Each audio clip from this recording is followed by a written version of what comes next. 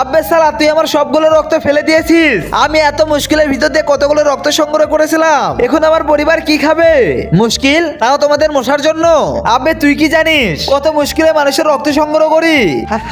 আর আমি যদি মশা হইতাম না, তাহলে এরকম 10 গ্লাস রক্ত আমি চুটকিতে নিয়ে আসতাম।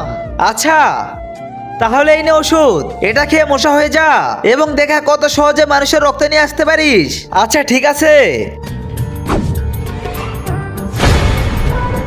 চল। হ্যাঁ, মশা মারার বাতি, চল অন্য জায়গায় যাই। দেখলি কত মুশকিল হয় মানুষের রক্ত সংগ্রহ করতে। হ্যাঁ সেটা তো বটেই, কিন্তু আমি হার মানবো না। গুড নাইট, চল অন্য জায়গায় যাই।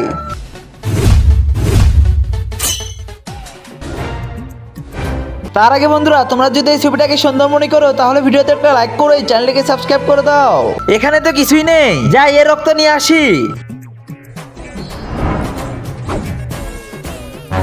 আব্বে মশা,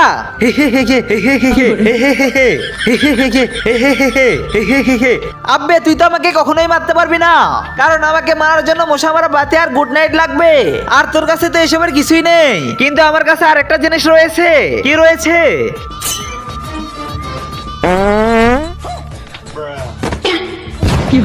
শালা আমার সাথে বাঙ্গা।